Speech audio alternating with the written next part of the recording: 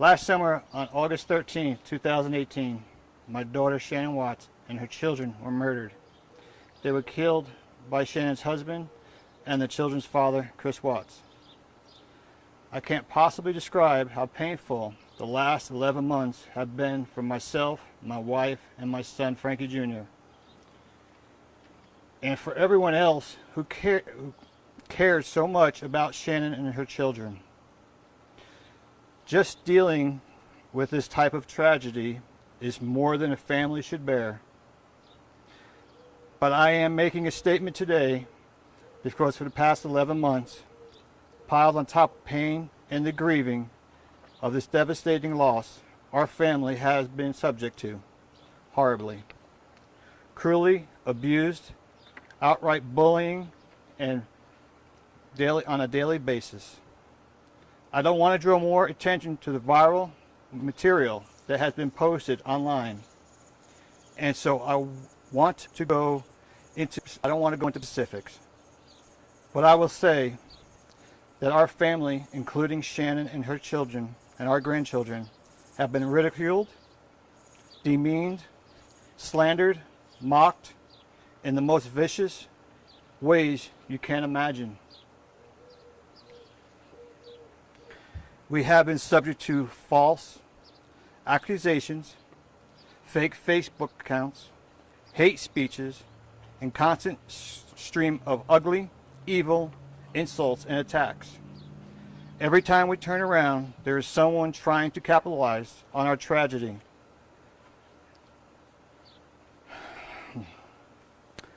By spreading false rumors and outright lies about Shanann and our grandchildren.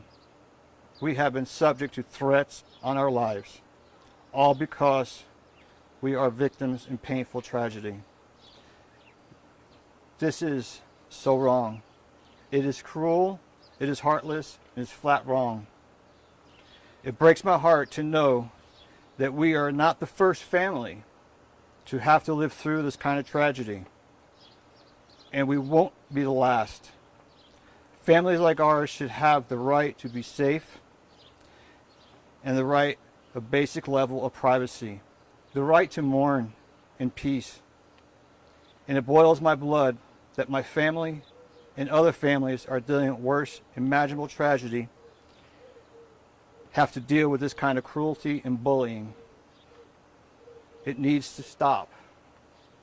To Congress or to any position in power, we are calling on you to do something to pass laws that will protect victims of unspeakable crimes from this kind of abuse. Our online social media sites like Facebook, YouTube, and Twitter. We have contacted you many times, reported this abuse, but no avail. We are calling on you again to do the right thing, to take some responsibility for your platforms and stop this despicable conduct. To the people who feel they are entitled to profit off our loss, we urge you, please stop. And for the people who are interested in this case, who feel compelled to comment and discuss, please stick to the truth. It is painful enough for us to just dealing with the reality. Reading the insane conspiracy theories, ugly false rumors, and lies only make it more painful. Finally, to the people who have stood with us, who have supported us and prayed for us and our family,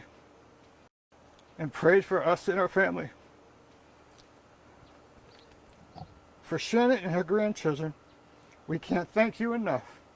God bless you all, and thank you for your time. Thank you. Hey Frank, quick question, and asked this respectfully, but was there any fear about coming forward because you're now giving these people that are saying this stuff even more for their platforms, if you will? No. And did you come here back to Colorado here today, for the sole purpose of doing this? Yes, I did. Why? Why? Because I felt it needed to be done here at her house. Because that's how bad it is. Yes, it is. I mean, are people, it sounds like a lot of this is happening in the online space. I know you don't want to go too much into it, but people hide behind those. Welcome to The Hidden Verdict, the channel where every case pulls you further into the unknown. Hit subscribe and step with us into the darkest corners of the human mind. In the quiet suburb of Frederick, Colorado, the Watts family looked like a picture of calm stability. To anyone watching from the outside, especially through the videos Shanann shared online, life seemed warm, organized, and full of love.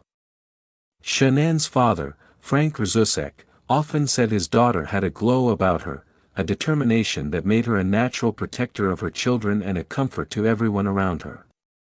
Bella and Celeste were the center of her world, and she carried her unborn son, little Nico, with the same overflowing excitement she had with her first two girls. But behind closed doors, small cracks had begun to form, cracks that no one fully understood until it was too late. Shanann's father noticed subtle changes, stress in her voice, a heaviness she tried to hide, hints that something wasn't right between her and Chris. Still, he believed, like any parent would, that whatever it was, it could be fixed. Families go through things, he thought. They always find their way back.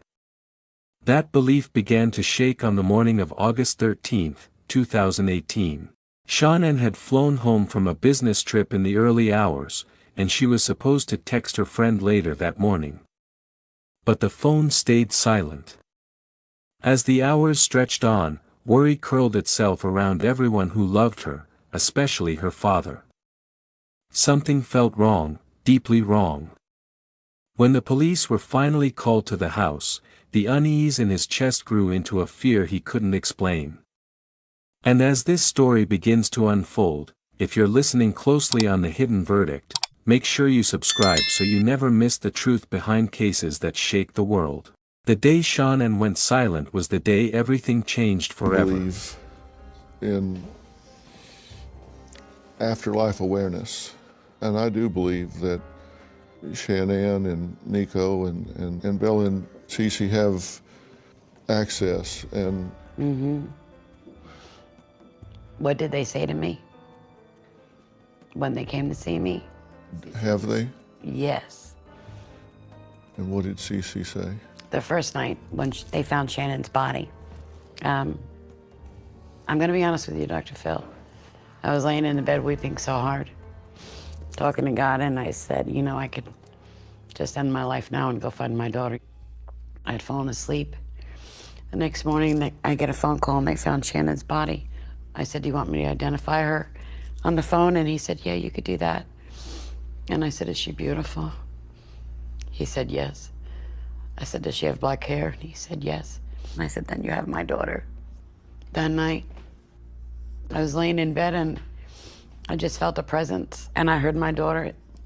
I felt her, and I heard her say, I love you, Mommy, and I'm sorry. She told me she was at peace. I finally fell asleep with my daughter at my presence, and she slept with me. I just felt her. The following day, I get a phone call, and they said, Sandy, we found your granddaughter, but we're not sure which one. And I said, Bella's a little taller. She's pretty slimmer. She don't get a little belly. And if you pull her hair up a little bit, because I do their hair, and it would be so long, and then I realized all the oil, they would never know. So they said, who's the one that wears a pull-up? And I said, that would be Cece. They said, well, then we have Cece. And I said, well, keep going. I said, find my Bella. And 2 hours later, they did. It was hard for them to even tell us. You could hear it in their voices. I couldn't imagine trying to be in their shoes, trying to tell the parents what they just found. Yeah. And it was 2 hours later that they said they had found Yeah, she was Bella. at the bottom of the drum. And their skin was falling off as they were trying to get them out. Everybody needed so much therapy after that. Our hearts just go out to all of them that work so damn hard. on this case. And you've felt Cece and Bella's presence. I felt Cece's presence. She was first. And she goes, "Hiya, Nana." And I could see her, but in my mind, but I could hear her. And she said, "You've been always so good to us, Nana.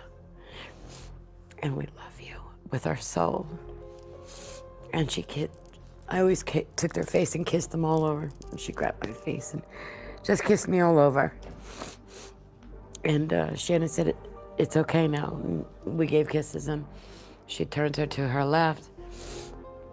And then Bella came in, and Bella went kind of like, "Hi, Nana," just like the way she, I don't know, just the way she did it, yeah. And she said, "Guess what, Nana?" And I said, "What, Bella?" And she said, "I can go to Walt Disney World anytime I want." And I said, "That's right, Bella. That's right." She thanked us for loving her so much. And that's how you remember those two? Yes, after I saw Bella and Cece, and then Shanann was standing there. I could see her body, but kind of see through, and then just her upper part turned, and then I couldn't see who was handing the baby to her, and she handed me my grandson, and looks just like Frankie. It's crazy, but looks just like Frankie. So he's... When Shanann's friend Nicole arrived at the Watts home that afternoon, she knew instantly that something was wrong. The house was too still, too quiet, and Shanann, who never missed a call, never ignored a message, was nowhere to be found. As police body cam footage later revealed, the tension in that neighborhood rose minute by minute. Inside the home, officers noticed things that didn't line up: Shanann's car still in the garage, her purse inside, her phone on the couch. Everything pointed to a woman who had not planned to leave.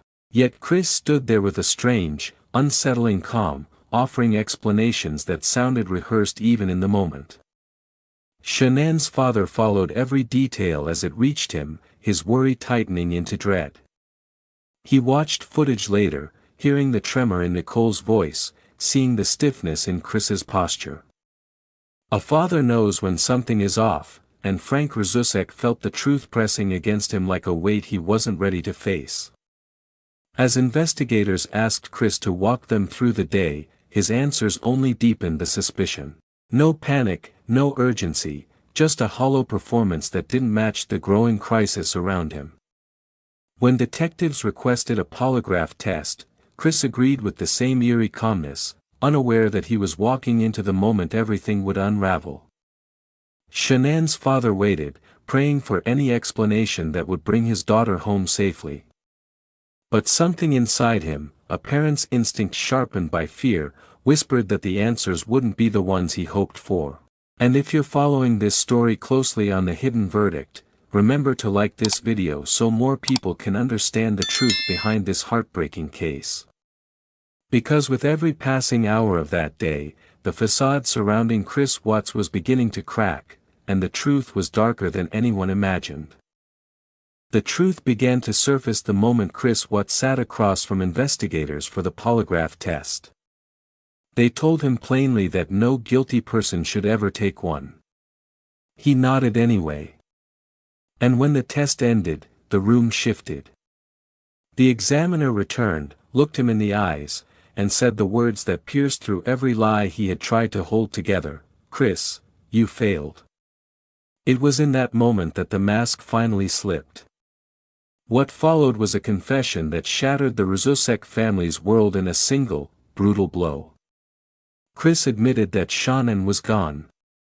He admitted the unthinkable, but he still tried to twist the truth, clinging to a story that made him look less monstrous than he was. When the real details eventually emerged, they felt too horrific to belong to someone the family once trusted. Shanann's father listened as investigators described how his daughter had been killed in the home she thought was safe. How Bella and Celeste, his grandchildren, the little girls who ran to him with open arms, had been taken from the world by the same man who once carried them on his shoulders, and how their bodies were transported to an oil work site, treated with a coldness that no human heart should be capable of. Frank heard every word in numb disbelief, his mind struggling to accept that this nightmare was real. The world watched the case unfold, but Frank lived it. He felt each detail like another door closing forever. If this chapter weighs heavy on your heart, make sure you stay connected here on The Hidden Verdict by subscribing, because stories like this remind us why truth matters, and why justice must never be forgotten. For the Rzucek family, the horror had only just begun. The courtroom was silent the day Chris Watts stood to face the consequences of what he had done. Reporters filled the benches, the nation watched from screens, but no eyes were more fixed on him than those of Shanann's father. Frank Rzucek sat there holding the weight of 3 lifetimes of love, Shanann, Bella, Celeste, and the unborn grandson he would never meet. As the judge reviewed the charges, the air felt thick, as if the entire room was holding its breath. Chris barely lifted his head, a far cry from the calm, polished man he once pretended to be. Now he was simply exposed, stripped of everything except the truth of what he had done. When it came time for the victim impact statements, Frank stood with a strength that didn't come from having healed, but from refusing to fall apart in the place where justice was finally being served. He spoke not with anger, but with heartbreak. He talked about Shanann's light, about Bella's giggles, about Celeste's bright personality. He spoke of the joy they brought into the world and the hole their absence carved into every day that followed. And when he addressed Chris directly, the room felt the full force of a father's grief, his voice steady, his words honest, each sentence a reminder of the family Chris destroyed. The judge delivered the sentence that would echo across the country, 5 life terms without the possibility of parole. It was final, absolute, and deserved. As Chris was led away, Frank watched with a pain that would never truly fade but with the faint comfort that justice, at least on earth, had spoken.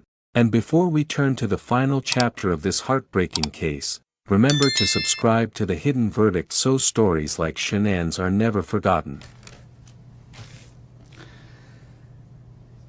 I'd like to say to the courts that Shanann, Bella, and Nico love and caring people. They love life. They love being around people who love them. They always had good times. This is the first time they went to the beach this year and they loved it. But God only knows what happened that night. Life will never be the same without Shanann, Bella, and Celeste and Nico. Had all their lives to live. They were taken by a heartless one. This is the heartless one, the evil monster, who dare you take the lives of my daughters Shanann, Bella, Celeste, and Nico. I trusted you to take care of them, not kill them. And they also trusted you. The heartless monster, and then you take them out like trash. You disgust me. They were loving and caring people. You may have taken their bodies from me, but you will never take the love they had for me. They loved us more than you will ever know, because you don't know what love is, because if you did, you would not have killed them. You monster, thought you would get away with this. I don't know how. The cameras do not lie. You carry them out like trash of the house. Yes, I seen the videotape. You buried my daughter Shanann and Nico in a shallow grave, and then you put Bella and Celeste in huge containers of crude oil. You heartless monster. You have to live with this vision every day of your life, and I hope you see that every time you close your eyes at night. Oh, I forgot. You have no heart or feelings or love. Let me tell you something. I will think of them every day of my life, and I love them every day of my life. Prison is too good for you. This is hard to say, but may God have mercy on your soul. I hope you enjoy your new life. It's nothing like the one you had out here. May the courts have no mercy on you. It's hard every day. It hurts in so many ways. I have heard people say that you're not a monster. No, you are not. You're an evil monster. Thank you. Love you, Shanann, Bella, and Nico. Love you, Pop and Dad. And one other thing. And Shanann says she is super excited for justice today. Thank you, Your Honor. Thank you, sir.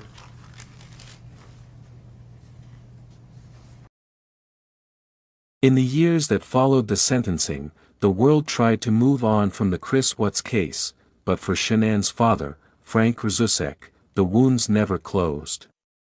Every memory of his daughter lives inside him like a flame he refuses to let fade. He keeps her voice alive, the sound of her laughter, the way she reached out to him whenever she needed comfort. And he holds the memory of Bella and Celeste just as closely, their tiny hands, their innocent faces, the dreams that were stolen before they ever had a chance to grow. When Frank finally chose to speak publicly, it wasn't for attention. It wasn't for anger. It was for justice, and for the promise he made to his daughter the day she was born, to protect her, even when she was no longer here to protect herself. Frank believes Chris Watts must remain in prison forever, not only because of what he did, but because he has never shown true remorse. He sees the manipulation, the attempts to twist the narrative, the subtle ways Chris tries to keep his name in the world. Frank speaks because he knows that silence can be dangerous. He wants the public to understand that this case should never be reopened, never reconsidered, never softened by sympathy for the man who destroyed an entire family. He reminds the world that justice was not just a sentence, it was a safeguard. As this final chapter closes, we return to the heart of the story, a father who refuses to let evil rewrite the truth. A family whose love remains stronger than the monster who tried to erase them. And a reminder that some sentences must last forever. Thank you for watching The Hidden Verdict. Keep their story alive by sharing, remembering, and standing